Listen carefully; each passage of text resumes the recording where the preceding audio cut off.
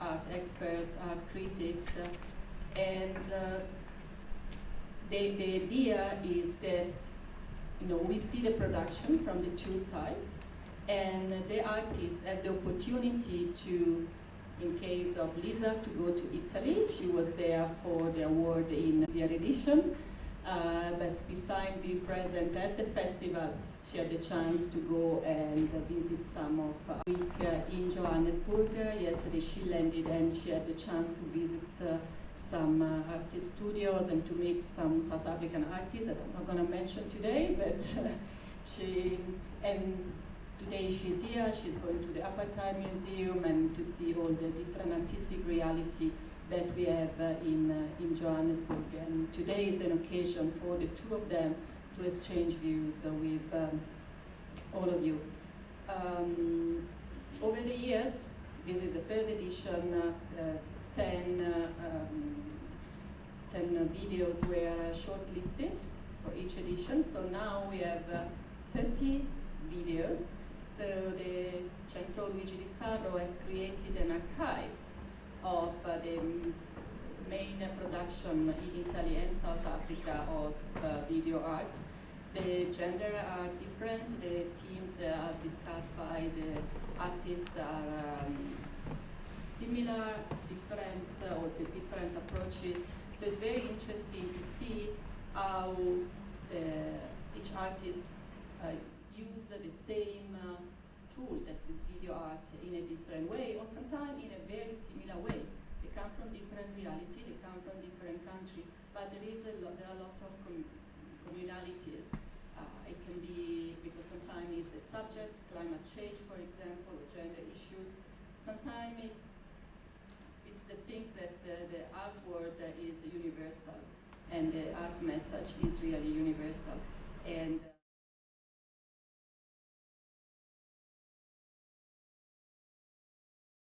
I just want to mention that this is only one of the two projects that the Foundation Luigi Di Sarro has been running as a cultural exchange between Italy and South Africa. The other one is the art residency project that started in 2009, and when it was conceiving in Cape Town. It started small, no funding from my institution, just moral support. But has been growing a lot, and over the years we had 24 artists from Italy and South Africa that were involved in this residency project. That means that each artist that is selected again by a jury spend 1 month in Italy or 1 month in South Africa, more or less, and according to the years, to the needs of the artist. So they are exposed to the cultural world of Italy or South Africa, and at the end, but at the same time, they produce works while they are in Italy or in South Africa, and they have an exhibition at the end of the residency program. So we give them also the opportunity to expose the works and to create this dialogue with experts, but also with those that are interested in the art. So really, thank you to the Foundation Luigi Di Sarro for helping us to strengthen the bilateral relations with South Africa when it comes to art. And I'm sure that we can count on your support.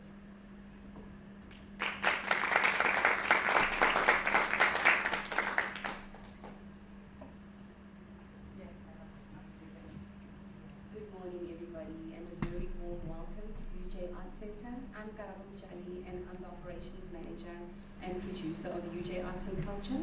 And taking into account UJ's passion and strategic focus on the fourth industrial revolution, it really gives me great pleasure that we can host the Video Arts Awards for 2022.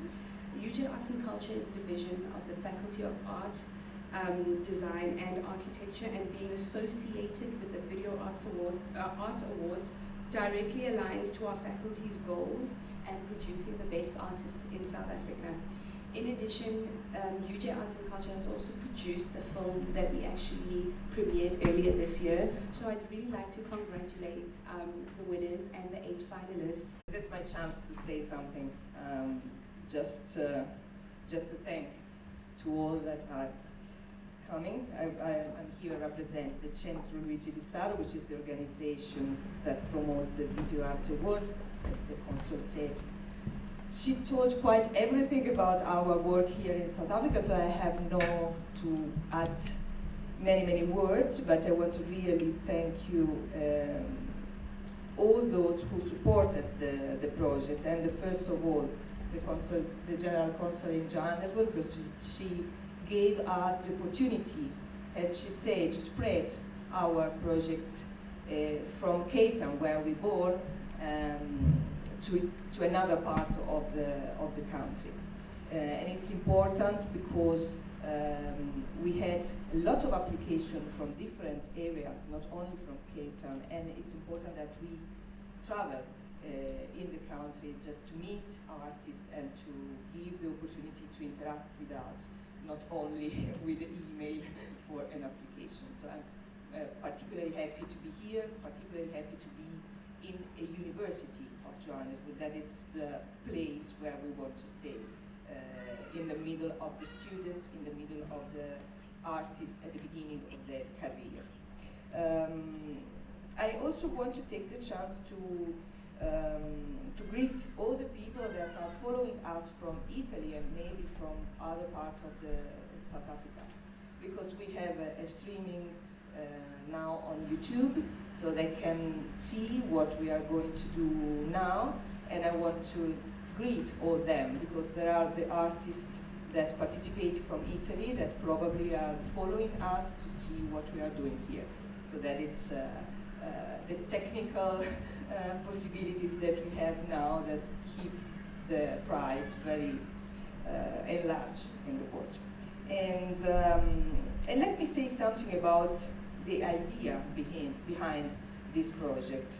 Centro Di Saro, which is a not-for-profit cultural organization, is based in Rome. I named it on Luigi Di Saro, my uncle, who was a multidisciplinary artist with a deeply experimental mindset. The Centro Luigi between Italy and South Africa a long time ago, in 2009, when the... Sorry, I have my... And I used to say, all of the artists who participate in our project are seeds for a better future. All of them will keep an experience for life. All of them form a great network of dialogue between Italy and South Africa, between Europe and Africa. Art is in a great need, I think, to knowledge and experience. But art is also in a great needs of dialogue. Nothing can be created by being closet and alone. That is the idea that Luigi Di Saro had of art and life, and this is what we try to carry out in his name. In this regard, I'm pleased to tell you something about the previous edition of the VAA, particularly how we started in 2018.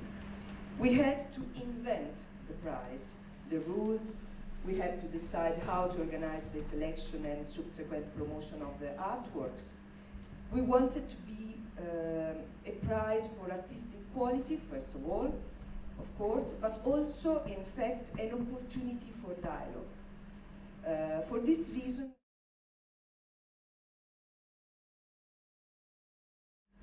the first year in a completely unusual place, a community center in the neighborhood of the outskirts of Cape Town. It was Soka Center in Samora Machel, Philippi Township, just outside Cape Town. That was the occasion. You maybe will see some photograph behind me, to meet, as I say, a completely unusual audience for this kind of project. But it was a huge success. We had a lot of young guys who came and see in the television that we place in the community center, the 10 videos that was selected for the first top 10. And they are very interested in this new possibility. So on the other hand, for the Italian side, we decided to bring video art in a short film festival, and we use as a partner Corto Lovere, is a short film festival that takes place on Lake of Iseo in the north of Italy. So we experiment there the possibility to show the video art in a cinematographic place on the widescreen. That was also unusual because they are not work made for.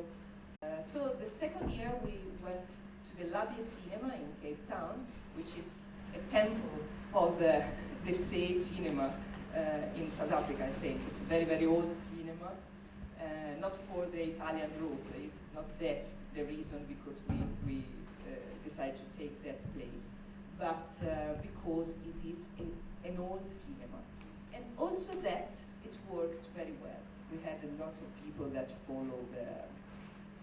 So we decided to make different possibility to promote this project. But the festival in Italy was a good chance to mix the artists and to create dialogue.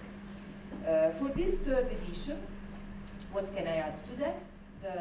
As you see on the brochure that you have on the chairs, so I don't want to repeat about the context of the project, but just to say that the theme is contemporaneity. So all the artists had to respond in some way to this theme that was very large, but allowed to do different lecture of the reality. The point is that the art world is engaged in a complex analysis of what contemporary can exactly mean in this moment, what and when is possible to talk of contemporary. And the video art is the medium of the contemporaneity for excellence. So now we'll see what the artist has to say about it in the video of the top 10 selection. So let's get started.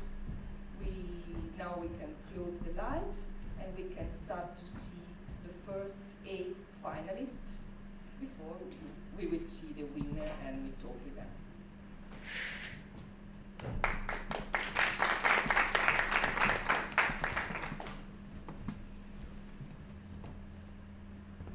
Jelly Dream. Jelly Dream by Emilia Guzzano is an animation work which investigates the dream world through an interesting research on the neurological theory of the functioning of our brain during sleep. It is not the first time that the VAA has included an animation video in the top 10. It is a genre that is experiencing widespread diffusion, but in the artistic field in particular, it allows you to work on different levels by integrating plastic art technique with new hybrid digital languages. In this case, the mixed technique includes traditional 2D animation and virtual reality painting, which win the video game scene. So you can see Gen 3.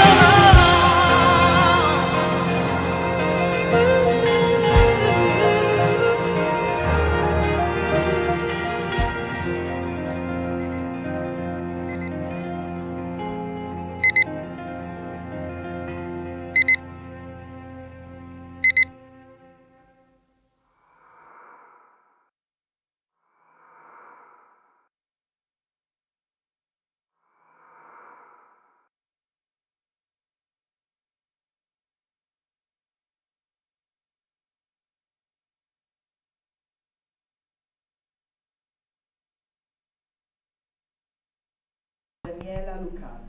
This is a work that takes its cue from the recent conflict caused by the pandemic. The author works on her image and perception. The research is to identify the perception of space in the action of looking. The video builds a subjective map of the gaze, trying to capture the extent of what surrounds the gaze, also through the superimposition of voices. Smoke.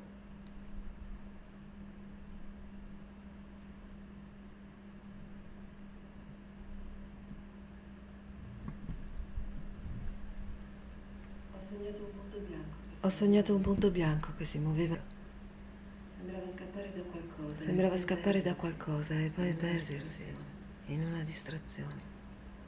Nel mio sogno era tutto bianco. Nel mio sogno era tutto bianco, come in una notte perfetta. Sommersa da tutte queste voci. Sommersa da tutte queste voci. Ascolto il tempo che cambia densità e si muove come un liquido da un'ampolla all'altra.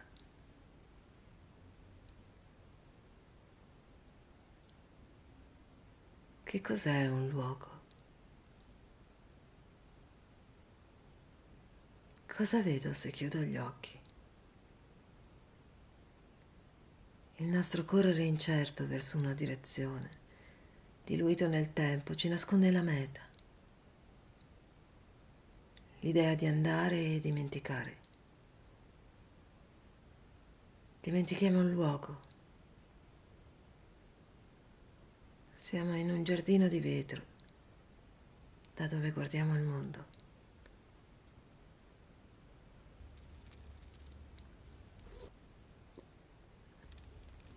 La bellezza del mondo è una lama a doppio taglio, uno di gioia, l'altro d'angoscia, e taglia in due il cuore.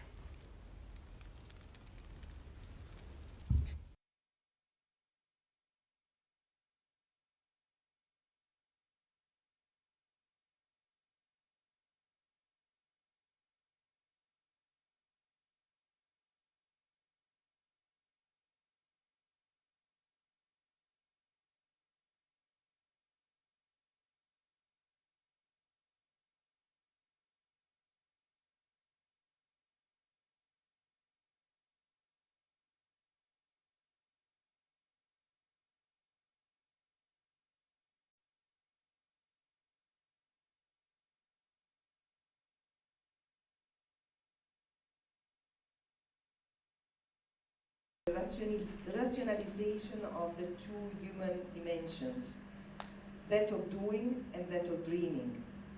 Rhythm and gesture is in a setting that evoke a geometric figure that is created in an equality geometric time marked by the metronome. A very real symbolism for a fantastic but very concrete reality. The essence of mistake.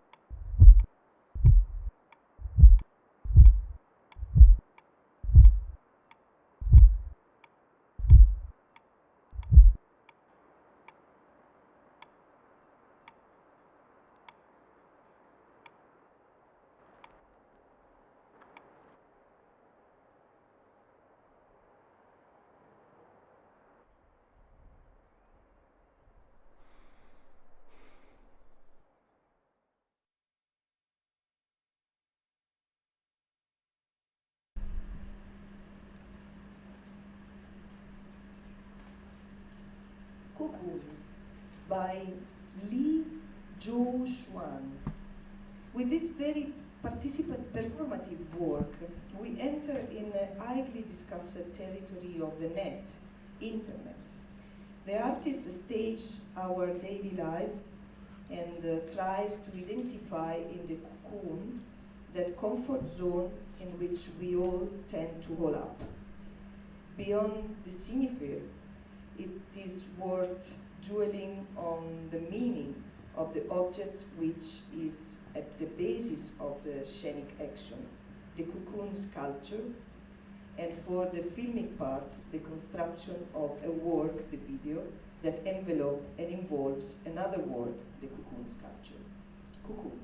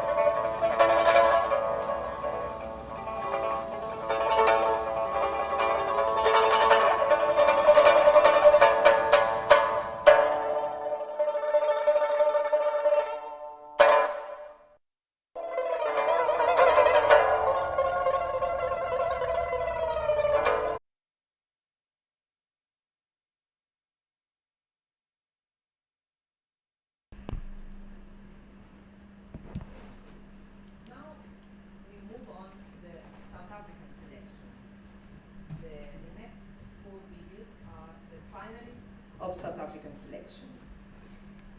So we have Existence is an Occupation by Cherise Dilraj.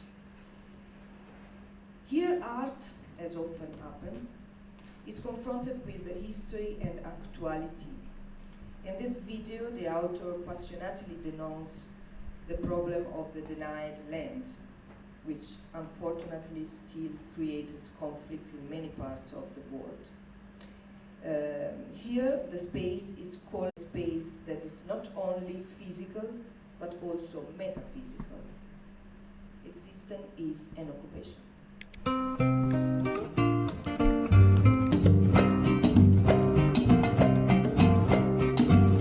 When the white men first came here from over the seas, he looked and he said, "This is God's own country." He was mighty well pleased with this land that he found, and he said, "I will make here my own piece of ground." Now many's the battle he still had to fight, and many's the family who died in the night, 'cause many's the black men who lived all around, all of them wanting their own piece of ground.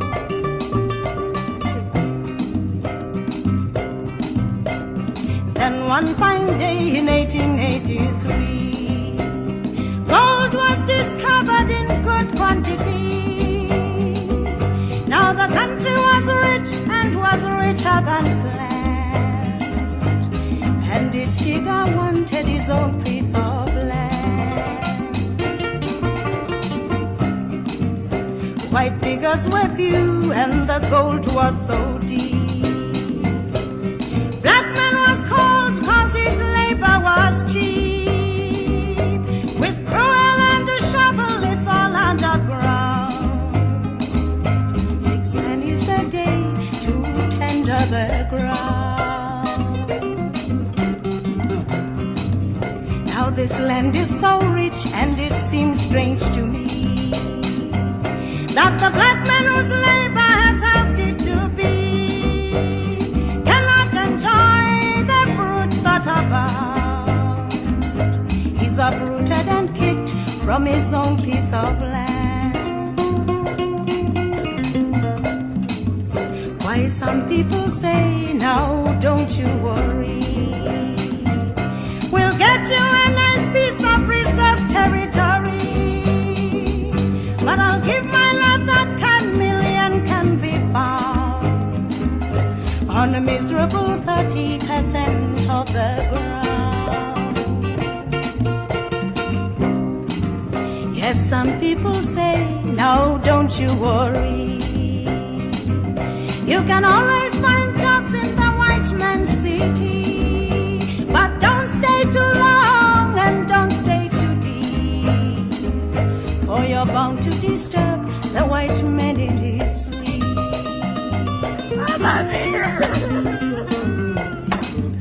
White men don't sleep long and don't sleep too deep, for your life and possession, how long will you keep? 'Cause I've had a rumor that's running around, for the black man's demanding his own piece of ground. South African Defence Force, A Winter's Tale. A mother swaddled her baby in a warm blanket, nursed it, fed it, kept it warm. A colony of red ants stormed in the dead of night, dropped her baby, Like, don't touch it. ripped her breast out of her chest.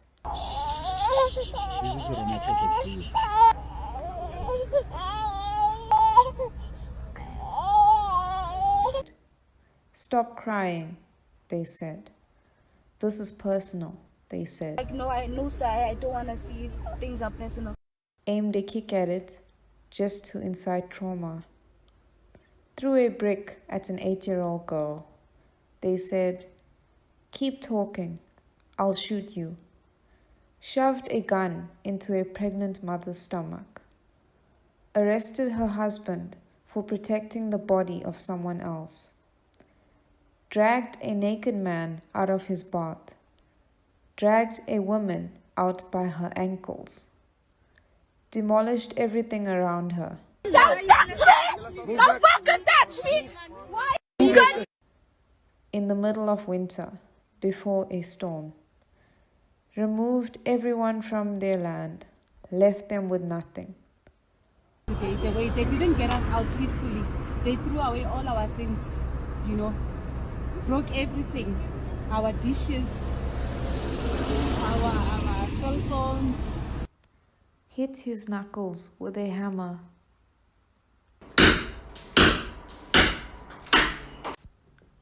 He just dropped dead, they said.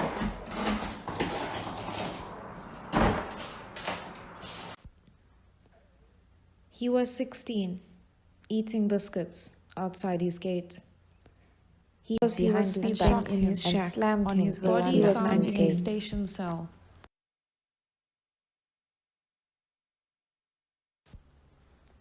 Can people be illegal invaders in their own country or continent?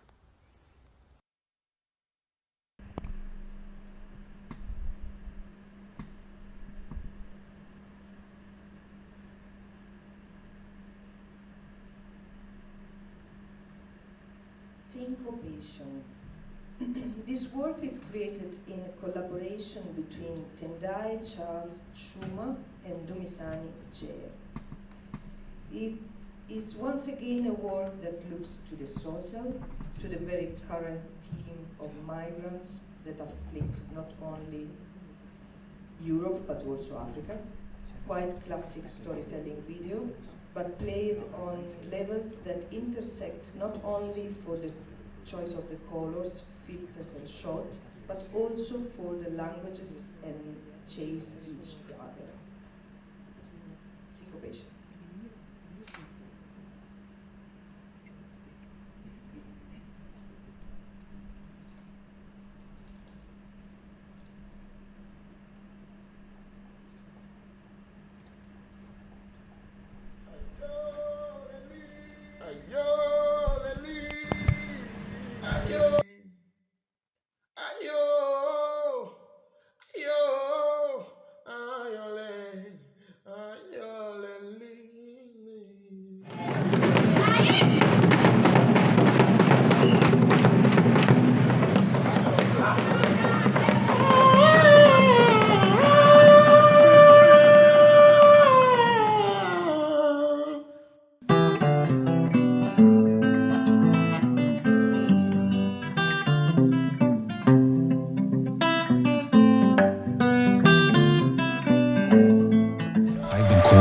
Things: foreigner, alien, migrant, refugee.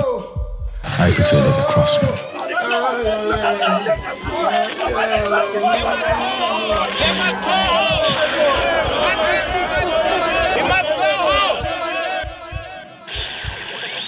We are born where paths cross, crossroads, name marker.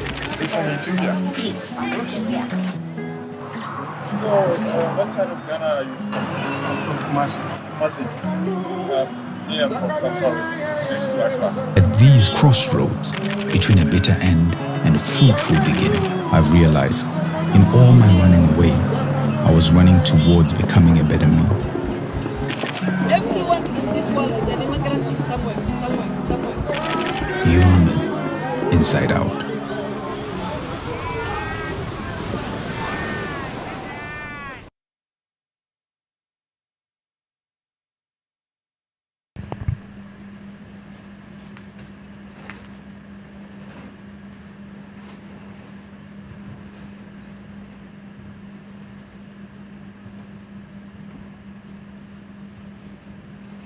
False God by Lucien Motley. Here we have a very experimental work in the images.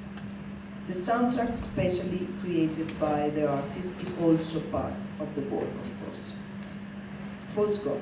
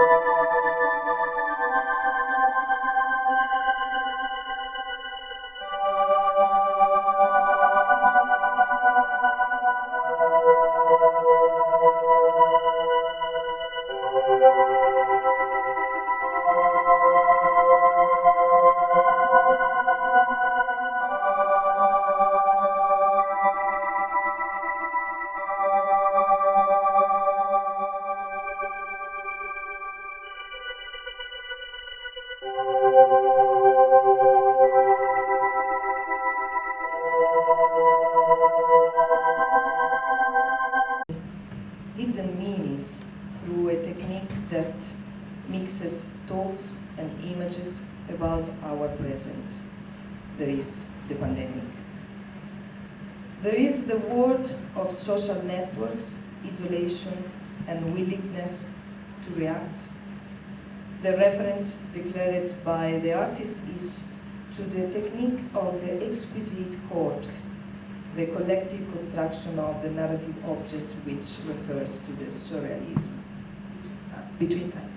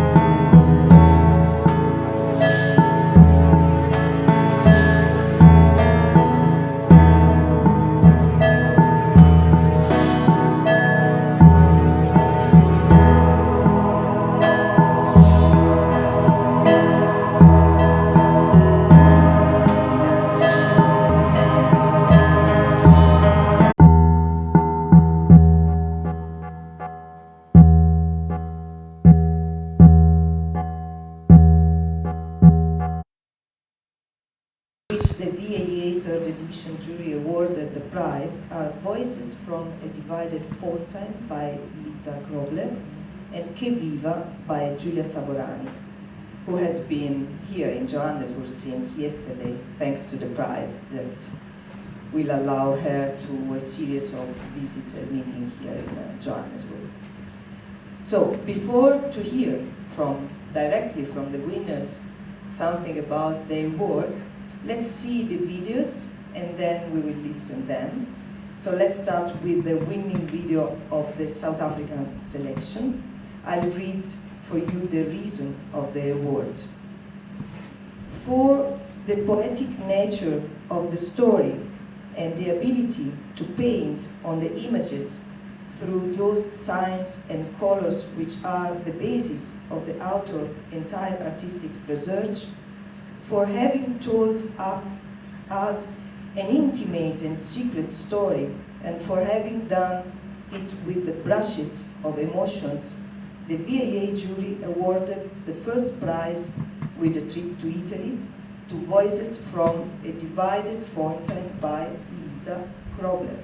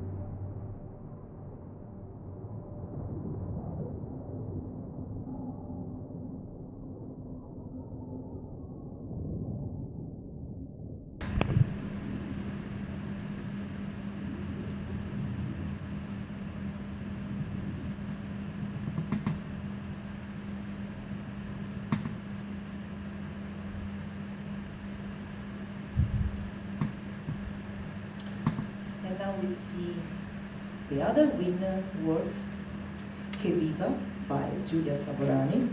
I'll read also for this the reason of the award.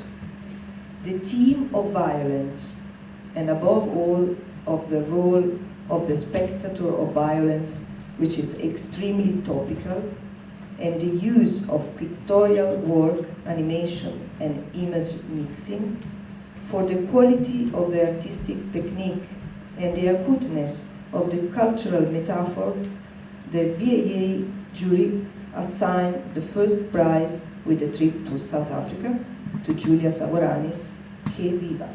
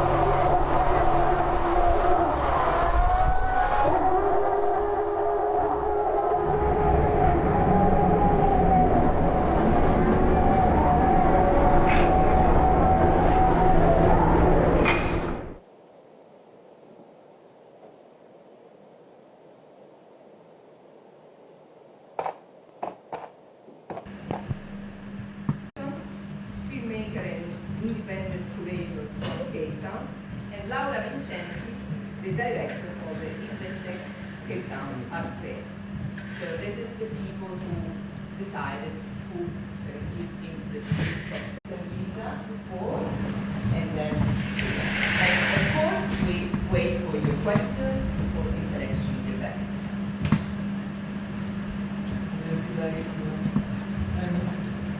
So this is a bit of background. It doesn't work. That's important. The mic was okay. Oh, there's another one. Hi. Amazing. Hi, can you hear me now? Thanks. So, just as a bit of background, this space where the film was staged, no, it's not really staged, is a real place in the Peru. And it's between two small towns, the R and Richmond, in the northern Cape.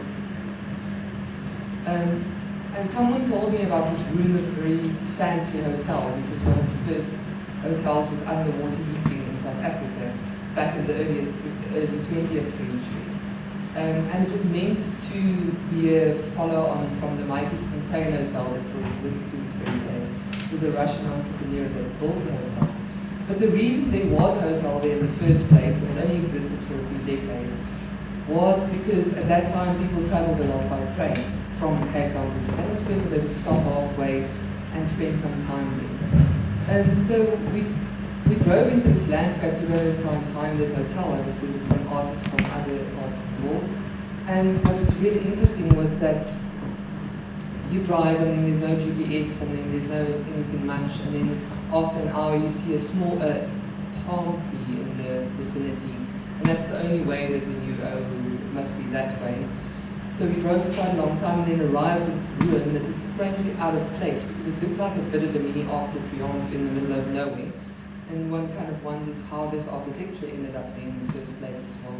But while we were walking through this space, what was really interesting to me is how present the traces were of previous activities that took place in this space. This space is more recently known also because during the Anglo-Boer War, the British hospital existed there because it was close to the train. And the hospital that was there was the most advanced in the whole of British history, and it was established by 2 women from Britain, but it only existed for a year. But this landscape is millennia old, and the landscape existed, of course, long before any peoples moved through the space.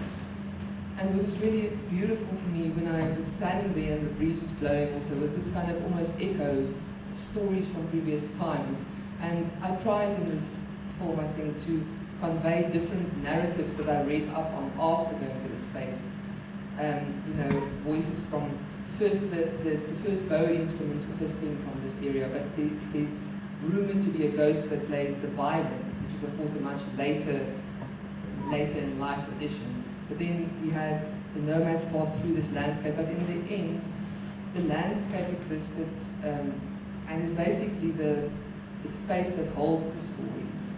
And I was hoping to kind of bring some of them to life again, just traces, almost like remnants, that you all only basically, you know, they're almost audible and then they just disappear, much like in a dream. And the idea that everything that we create, or every person that passes through the space is only there for a moment, and it's a much larger time epoch. So that's the summary.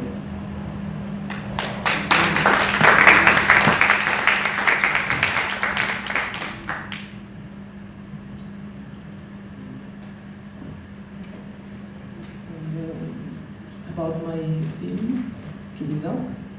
I wrote some notes because sometimes because there are things that I want to say and I want to forget. I don't want to forget things. And so, as you see, it's a bullfight. There is no torero. The torero is the viewer. So it's about the responsibility of the side. Yes, then I will come back later to this. And so it's painted on glass with ink. Chinese ink, like calligraphic ink, because you can remove that ink and you can change the image. So there is a light, glass, I paint with the ink, and a camera above it connected to a computer. And then there are some photocopies, which are like the printing of some frames from Capiva, Mexico, because it is connected to Capiva, Mexico from Azestein. And it was printed, all this little part of the spectacle to the bullfight, and the printer ran out of ink during the printing, and I keep that frames and photocopy it, moving the papers, and then remake the photos. So this is the technical idea of it, and it's all painted. So I studied painting. I'm not an animator, I'm like autodidact in animation. And I studied painting, so I make film as a painter because I read from a famous painter quote, which is painters work also with unknown forms. So that is what I do. I work with unknown forms. I don't start with ideas. Maybe I think ideas as inside emotions, and emotions as inside ideas. So I start with the form of the ink, as you said. So it wasn't planned to make this connection and these ideas, but then when you start working, so the important part is the process. If you work in art field, for me, I think the process is the main important thing. And also working with images that transforms itself became a way of me to express through film, and I connect painting to film in this way. So unknown form and process are my main, most important words.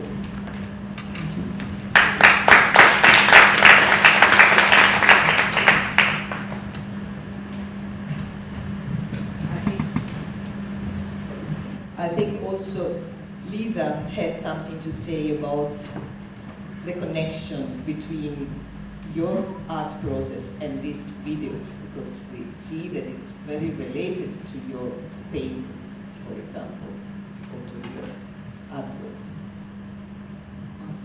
Let me just clarify. Are you mentioning a connection between my work and her work? No. Your video yes. and your artwork. My other artwork? Yes. Oh, okay. Sorry. I was sure. We saw that. Yes. Okay. So maybe I should just give that as background because many of you don't know what I do. I work very much in mixed media, and I also I mainly create immersive environments. I also studied painting, but for me, the viewer is almost like an active performer in my installations. So whereas I don't ask people to do something or act in a certain way, the idea is that I set up exhibitions so that the viewer walk through the space almost like a treasure hunt. And there's a lot of smells and texture and different materials. The materiality and colour for me is very important aspects of my work. And I guess it's a bit unfortunate now because we lost the blue channel, you might have noticed in the film, so the colour was wiped out. It is also online if anyone's interested to view it again, because I think the nuances in the character of the colour, different colours, different saturations and so on, is something that I very much work with. And then the tactile aspect of work. So this is quite interesting in the projection, of course. It's not, you can't touch it while you watch it, let's put it this way. Whereas a lot of the other work I make, you can really touch, and sometimes you can even walk through it or into it or whatever. But what I tried to do with this film was to somehow in the projection also create a sense of things that are moving, or things that have been touched, or things that you could potentially touch with your eyes, I guess. So I try to incorporate textile elements like those fabric pieces that were blown in the wind. They're a reference to the hospital and all the wars that took place in the spaces for the blood, but they're also a reference to songs, very specific to my culture. So it's a visual reference to that, but then overlaid with sound clips. Music archive, which is in Nakanda, and they were kind enough to work with me, and I asked them what I was looking for, and they supplied me with certain suggestions, and I pulled those to be in conversations also with. It was important. It's always for me very important how the artwork and the viewer is in dialogue, or the person that's experiencing it. And I think also that it's, like you were mentioning, the process, but that for me, the artwork should, the process for me is when I'm making it, but when the artwork is showcased, it should also be a process of experience. And I would like to encourage that in the viewer, that they're not simply seeing something that's like completed, but they're actually part of that process somehow. And I try to keep traces of that, or like visual links, so that the viewer, it's more open to interpretation, but also they bring their own memories maybe to them, or their own experiences to the work.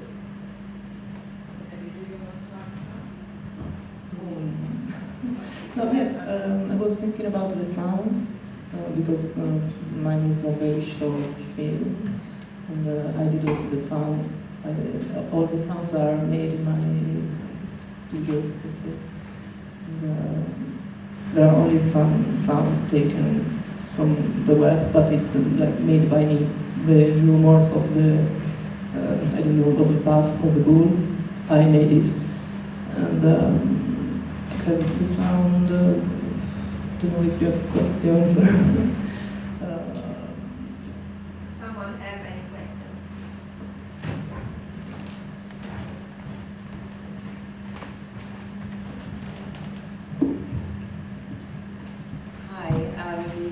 I actually had a question about what you were talking about, the immersive art that you create.